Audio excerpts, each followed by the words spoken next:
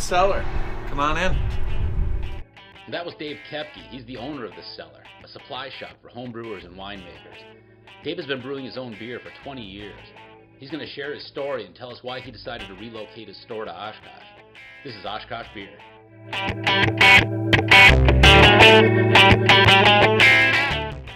Okay, Dave, so you opened the Cellar Homebrew supply shop in Oshkosh on August 30th, 2016, at 1921 South Washburn Road.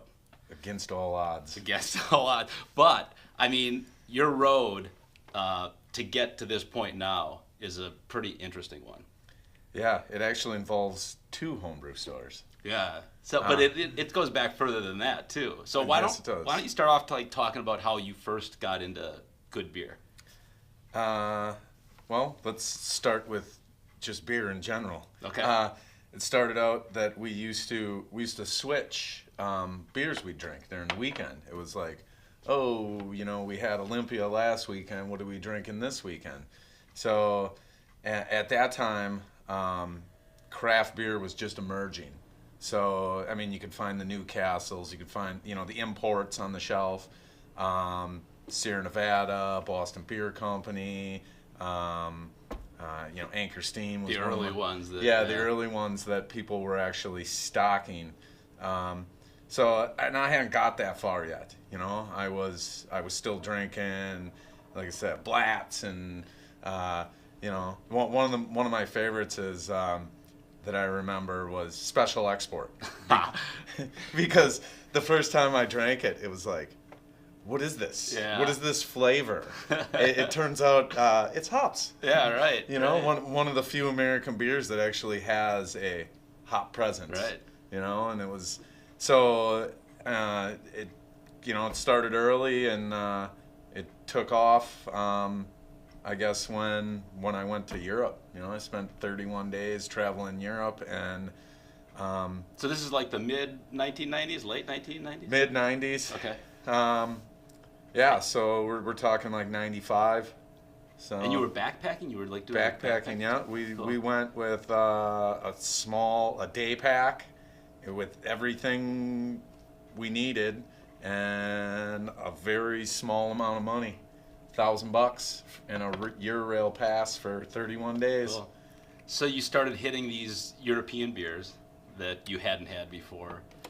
And some of them I did. I mean, it was just like one of the ones that was a kind of a eye-opener to the difference in society was they drink Newcastle like we drink Bud Light, and Sure. It was like, why are we drinking these, flavorless beers, when there's so many better things out there? Right. And it opened up a whole world of, that's kind of when everything started too, because I drank so many beers I actually wanted to bring the bottles all back with me, and I couldn't, obviously. I didn't really have any luggage, so that started my cap collection. Okay. I saved caps from all these beers that I had tried, and learn that if you use a lighter, you can pop them off and they're still intact. They look good. Yeah. So you get back from Europe then, and then you started homebrewing right away at that point, did you?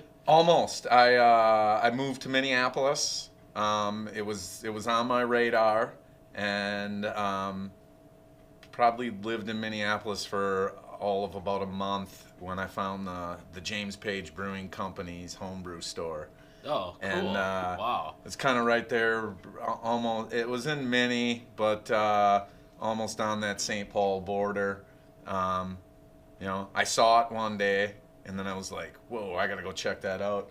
So I went in, I bought, a 6-gallon carboy, a spoon, a brush, and I think I already had a kettle. And that was the basic, simple, an airlock and a stopper, and that's it. And that was your lead into this rabbit hole that's never... We should mention something about the beer we're drinking here, too. So this is one of the beers that was a formative beer for you. When you Absolutely. This one... Czechvar. This one I had, and when I drank it, it was Budvar. Yeah. And it actually stemmed from this whole difference in the beer culture. we were walking into a bar in Bath, England, with a guy we were staying with, an artist, Simon Gain, and we walked in and I seen a guy drinking a Budweiser. And I was like, what the hell is going on here? I was like, you guys got all these awesome beers, and you got a guy over there drinking a can of Budweiser. Yeah. And Simon goes to me, he goes, hey, we have the real Budweiser, the original. And I was like, I don't know what you're talking about. Yeah. And when I tell the story, it was a warm day in Bath. It was like 80 degrees, which is quite warm in England. I got it, and it's non-pasteurized in the European Union, and it was a warm day. I took a sip, and I always said my left hand had to restrain my right hand, so I could pull about 5 drinks out of it. Otherwise, it would have been gone. It is that kind of beer. I mean, it's a classic Czech Pilsner, with nice hop flavor and that kind of special malt flavor that only those Czech beers have. Yeah. It's really good. And this has been, I mean, in one of the genres of love affairs of beers that I've had and still do. I go through, when I talk about drinking light beer, these are fairly light. I think this is like under 5% ABV. Yeah, it's 5% ABV. So, and that's what I mean. I mean, this is, I like flavor. So. I do too, man. And this is something you can drink quite a bit of without, being devastated by it. There's, I guess when it comes down to it, I'm not a big fan of the giant corporations, but every beer has its place, time and place. And sometimes that's just on brats. And this is an indie beer. I mean, they're still independent. Yeah. One of the few of this size. So then, so you opened your first homebrew shop in Fond du Lac in 1997. So this is the first homebrew shop in Fond du Lac. I mean... Yeah. Well, I actually had... Not a lot of people know this, but I bought out... there was a place in North Fond du Lac, Wisconsin Homebrew Supply. And, and it was in a dish. They had the big giant dishes they'd put in your yard that were just huge. And this was around the time Dish TV was starting to come too. So they were, TVs were changing. They were closing down. I actually bought so much stuff from the guy. Wally Meyer, a buddy of mine, he shops here now. Excellent. And it just kind of took off from there. He was closing everything out. I bought so much stuff from him. He gave me his L.D. Carlson book, and I got everything home, and I had this little utility room that was basically just packed full, fridge, shelves, 400, 500 pounds of grain. So you were operating this out of your home? At one time. Wow. At one time. That was, and I only did that for about a year. It was just kind of, I wasn't really planning on it. Mm-hmm. It was just, he gave me the book, and I got the bright idea to call the number and say, hey, I just bought this guy out. And they gave me an account, and I had a very small clientele, and was just, they'd call me. I'd always have them call ahead and make sure, I had 2 small kids and a trashed house. And a homebrew shop. So you also took the Siebel diploma course for brewing. Yep, that was that around that same time? 99. Okay. 99 after had my second kid. It was kind of like, hey, you have this very small window.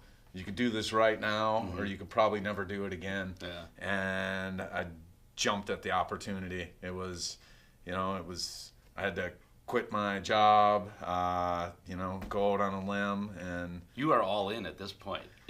pretty much.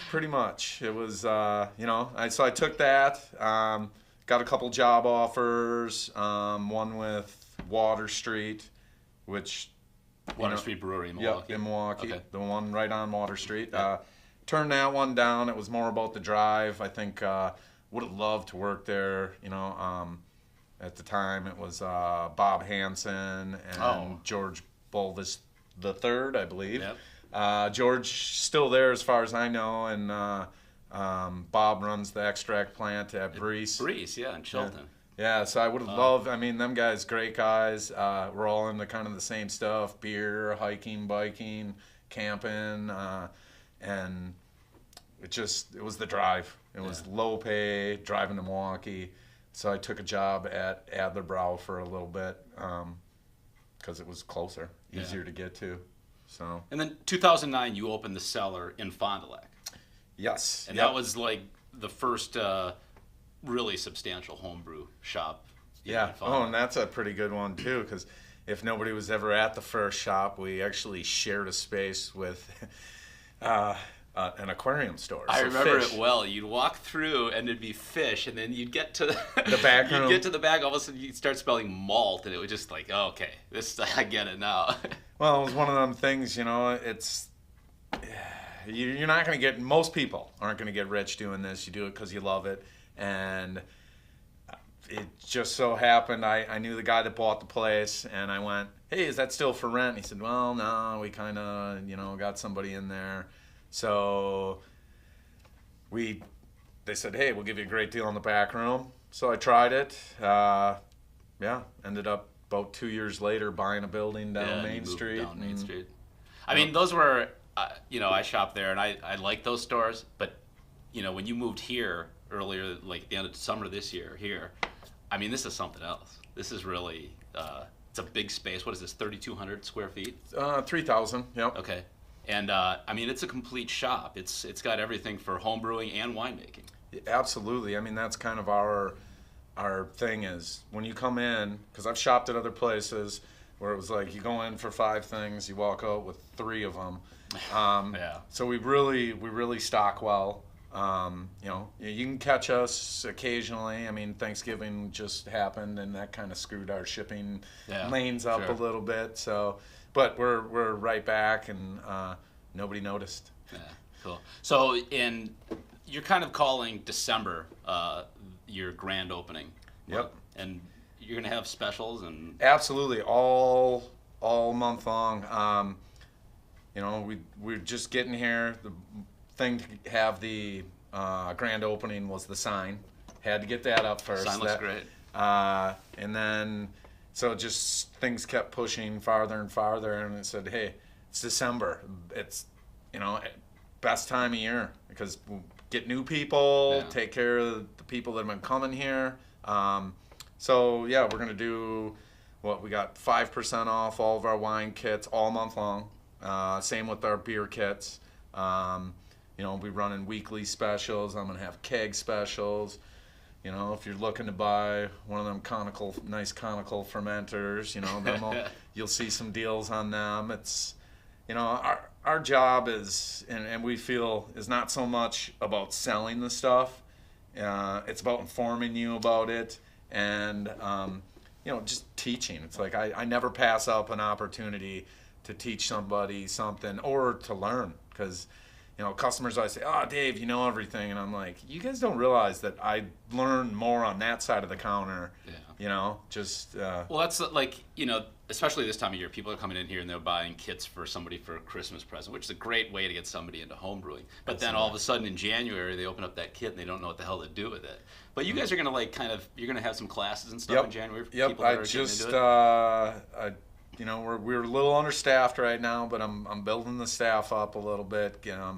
Mostly just guys, part-timers, day here, day there. But I got a guy to teach a class. I think we're looking at hiring actually, weird enough, another guy that professionally brewed. Oh, nice. So, it's this place kind of trying to be the mecca of beer. It's like, hey, we don't judge you here. It's all about the beer. Well, I mean, we've needed this in Oshkosh for so long. I mean, we've had this homebrewing community here for decades now, and into it, and we've never had a shop where you can actually get everything you need. Well, like I say, back when I had Wednesdays available and was part of the SOBs, you guys always say, oh, come to Oshkosh. And I always said, no, never going to happen. Never going to happen. Yeah. Them are words I'm okay to eat. I'm glad you're eating them. That's great. One thing I want to talk about a little bit is your prices are totally competitive. I mean, your malt prices and things like that are better than what you're going to get online. And with these big online stores, I mean, where does this put a guy like you you're basically a mom and pop local store? Is it hard to compete with these online stores? A little bit. I mean, they're important just shipping containers of stuff from China. So they can really beat the prices. But I think the thing that we have is the quality. Yeah. We're our carboys are Italian. I mean, you don't get a higher when it comes to winemaking. The best stuff is made in Italy, because they take their wine serious. So a lot of that transfers over into beer. We're just gonna get you with our service. We're gonna check the prices online. So we're gonna do the work for you. Are we cheaper on everything? No, but we're reasonable on everything. And actually, that's one thing too we're doing. We're lowering our bag malt prices. That's good. yeah. No, we just got a fresh shipment in, and we bought raw by the pallet now, so we brought that down already to $38 on every day. But with Brexit, hurt the UK dollar, so a lot of my UK stuff came down in price. Nice. So we're gonna pass it on to the customer. Well, that's what, for all grain brewers, you have a great selection of bag malt. I mean, and that's really important. That's where people. That's the bread and butter of the beer. Absolutely. Well, you got to have the choices. We can't stock them all. I've tried, and when stuff gets old, then I gotta keep it moving through. Well, and that's a big deal in a homebrew shop. It's freshness. Yeah. Yeast is the hardest thing to manage. Yeah, definitely. So how you've been here for a couple months now? Few months. Yeah, or 2.5. How's it feeling? I mean, how's it going? It feels great. Oshkosh, I love you. You guys have been great. Everybody's been, welcoming us with open arms. Attitudes are great. I'm seeing a lot of faces that I haven't seen. And that was kind of the thing. It was like in Fond du Lac, we just didn't feel stable. It was like, anybody can move into Appleton and take away half your business. So we thought, hey, I had to listen to you guys tell me to move to Oshkosh for 2-3 years, all the time. And it was like, hey, why don't we move to Oshkosh? Yeah, definitely. And the location. I mean, it's so convenient. Yeah, you are right off the highway. Yeah. So where you're coming from, north, south, it's just, I always said when I was looking for a location, if I can get you off the highway and in my parking lot in 3.5 minutes, we all win. Yeah, it's kind of funny. I used to complain to you coming down to the cellar about my commute. Now it's yours. Yeah. Well, and I don't mind. It's kind of nice in the start of the day to relax on your way to work. Not that I have a stressful job. This is it's great. I mean, how can you not love your job? You come to work, you talk about beer, wine, people that are interested, and just people who are looking for knowledge and want to strive to make something better. Them are my favorite customers. Cool. Well, I'll tell you what, Dave, it's great having you here. I've been telling you this for a while since you moved up here, how happy I am that you're here, and it's awesome. Well, I'm equally as happy. All right, man. Prost. Cheers.